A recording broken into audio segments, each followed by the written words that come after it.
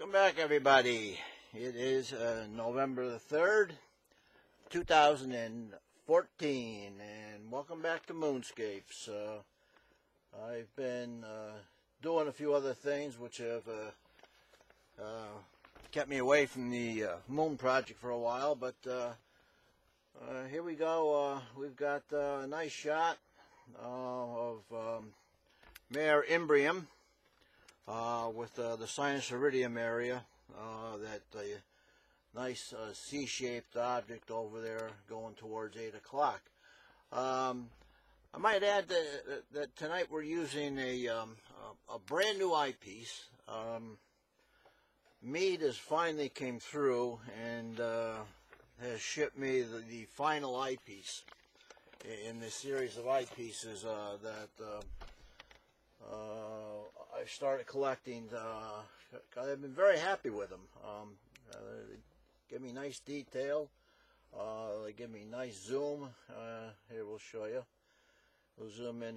There's Play-Doh up on top. And I'm not sure how much I got. I got tons and tons of zoom. I haven't really checked much of my. Let's go to webcam settings here and let me see where I've got focus. Why? It's been a while since I've used this program, and I'm getting a little bit confused here where I am. Let's see. Here's focus here. It's on autofocus. Let's take that off autofocus, and let's zoom this back down a little bit. I'm not really happy with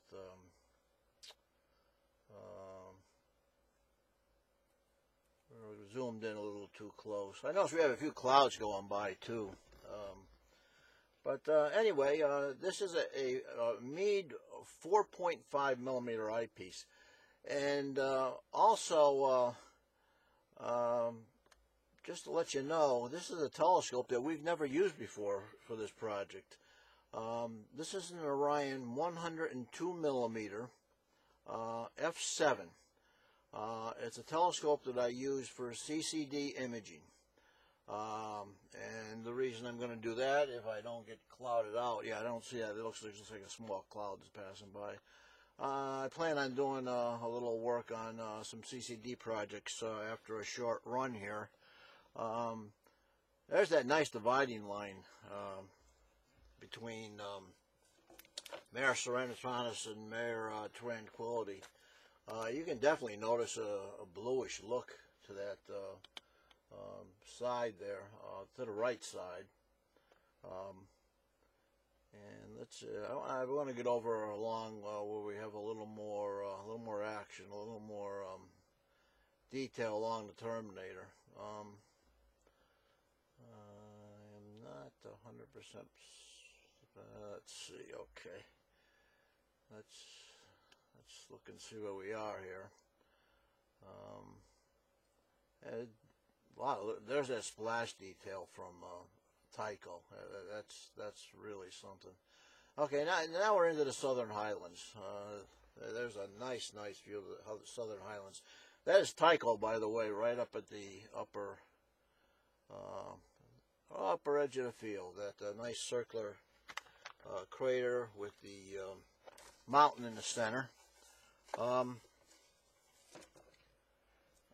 not going to get into a lot of names here. We're going to just kind of look around at some of this nice detail here. I'm trying to figure out, there was a way, boy, it's been so long, I've forgotten how to get into some of these settings. It's been a while since I've used this program, and I don't like the way this is working. Okay, there we go. This is okay now. Yeah, there I've got good control. Yeah, nice control of the zoom. But yeah, we can zoom along. Notice the rays coming off of Tycho. Notice they come down, and it looks like a parallel lines. Notice I've got what looks like to be a little curve to them. I'm sure that's due to the curvature of the moon. That was created by the large object that blasted out Copernicus, and that's the debris pattern that went all the way out. The top line ends at a crater out on the floor of the Mar there. And notice there's a central peak in that crater. I believe that crater is Balladalis or something along those lines. I'm not 100% certain.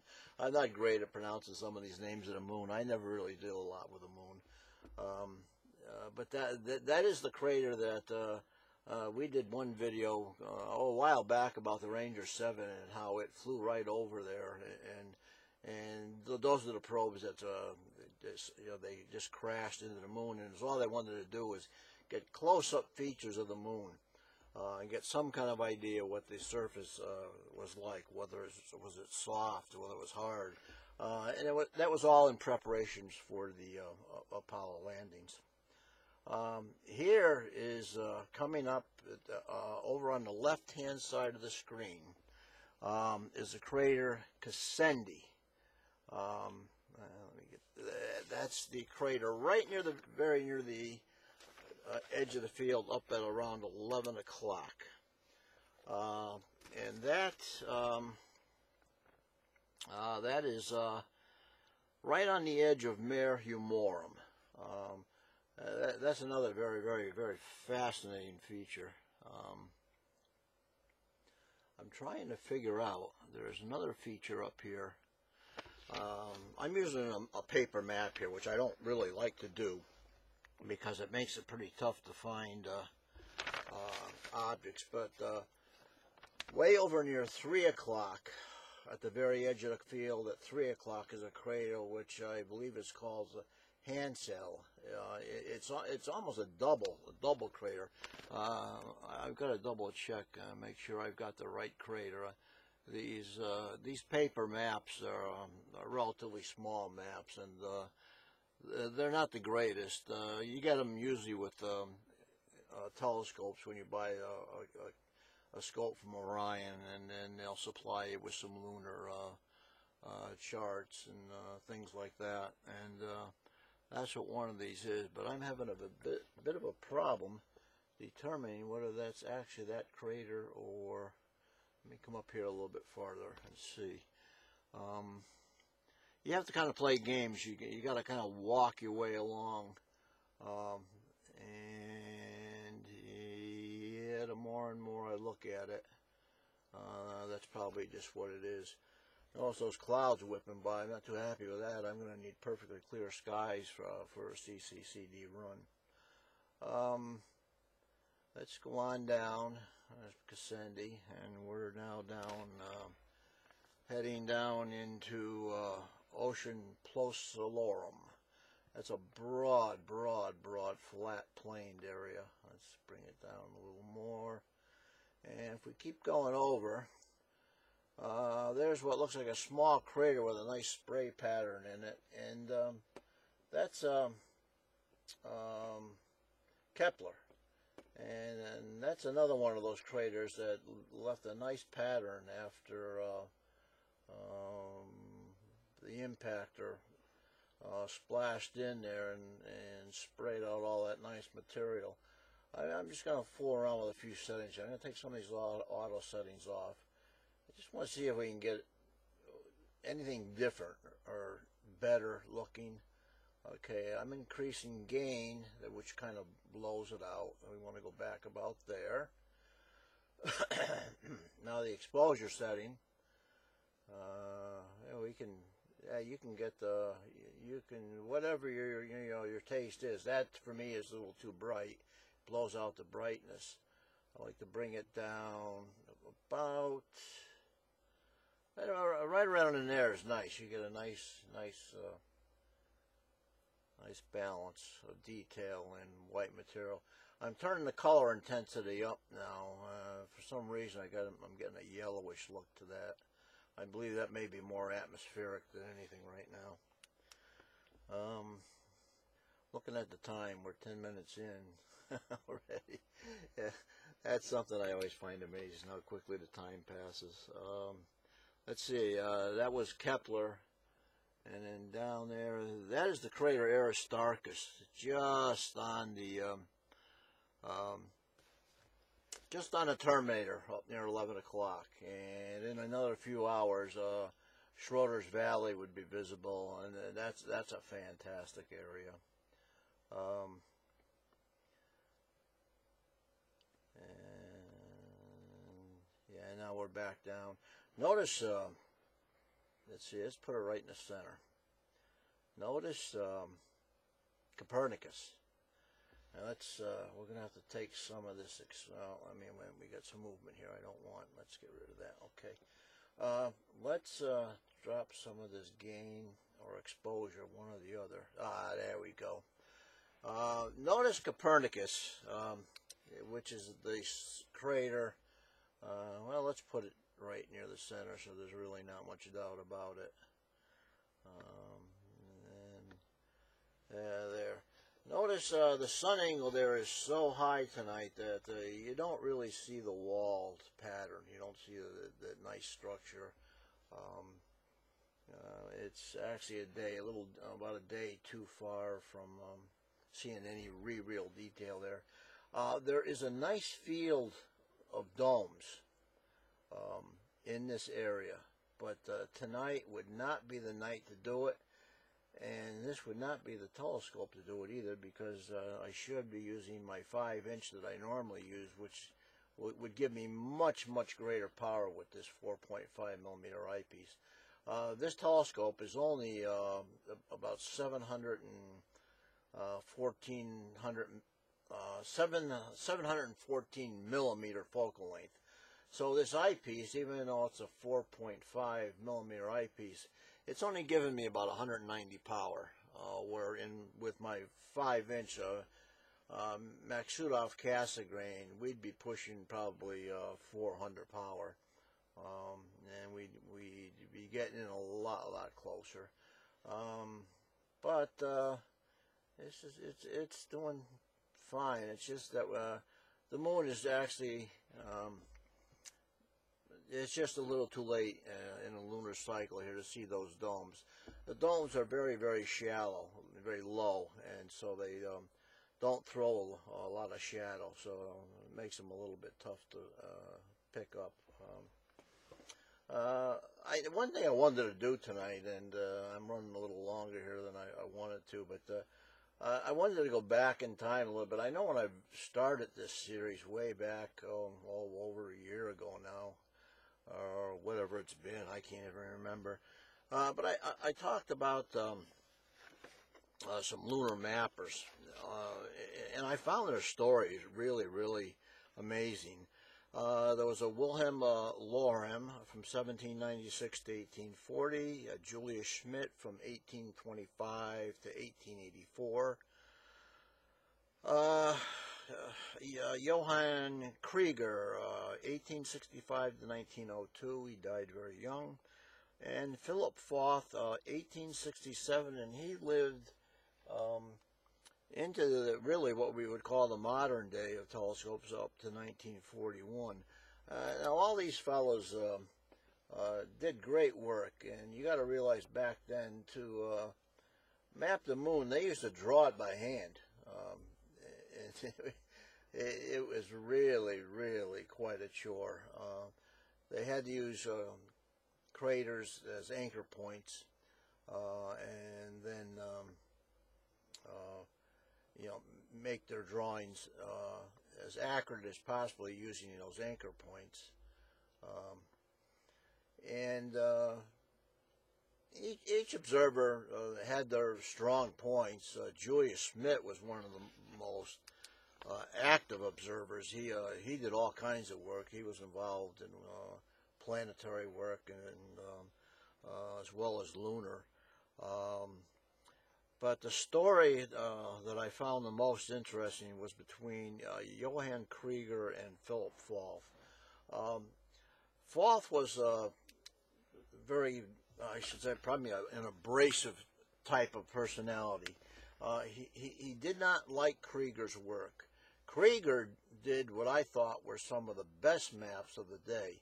What he did, he took Lick Observatory photographs and Paris Observatory photographs, and back then film was just beginning to be used, and you got grainy prints, and they weren't really good, but you had a layout of the moon that was perfect. You had the craters in all their positions just where they should be, and you would Krieger would take these prints to the telescope and then draw on them, adding in all the sharp detail that he could see. And he made some outstanding images of the moon. And if you look at them, they almost take on a photographic look. They're that good. And our friend Philip Floth, he was afraid that Krieger was taking away some of his fire, and he used to say that he could see more detail with smaller telescopes than Krieger could, and the fight went back and forth and back and forth. But it was an interesting time, and if you're interested in astronomy, and especially the moon, if you can get a hold of a book called Epic Moon, that's a great book. It's a great history on using a telescope on the moon. I will give Foth credit for one thing. He was a very energetic observer. He was a school teacher. And he built a small observatory just outside of town. And not long after completing it, I'm just going to zoom along some of this detail here as I'm telling the rest of this story, he got transferred to a school about 10 miles away. So now all of a sudden, instead of just a short walk up the hill to his observatory, he had all of a sudden a 3-mile walk to the train station, and then a 10-mile ride on a train, and then another half-a-mile walk to his observatory. Now, he used to put a full day in the classroom, make this trip. There's those two beautiful sprayed patterns of impact craters. I have yet to pin those to craters. I just haven't really found the time to do that yet. And he would do this almost every single night that he would observe the moon during the month. He would make that trip, spend the full night in the observatory, make the reverse trip in the morning, walk back to the train station, 10 miles back to the village where he taught school, and went back into the classroom. And he did this for years, so you got to give the guy credit. He was really dedicated. There's our friend Proculus. That's a crater which was made by an impact that hit on a very sharp angle, and caused that pattern to spray out on one side very wide, and then on this side right here towards the bottom, almost nothing. It's a really interesting feature. I'm going to zoom back in. Let's see. Get a little more detail by coming out a little more. Let's go down. We're going down to the northern side here of the moon. We are really approaching full moon, and we lose a lot of detail. It's kind of fun to pick out some of these objects near full moon. Here, this is one of the nicest during this time. This is around Sinus Iridum, that C-shaped object. That had to be caused by a huge impactor back in the time when Mare Imbrium itself was being formed. Notice the coloration there. This is one area of the moon that does show a change in color. I know there's still some debate about that. I still have some issues with it, but there's definitely differences of tones and hues here. You have blues and you have browns, and you can clearly see them. They stand out very, very well.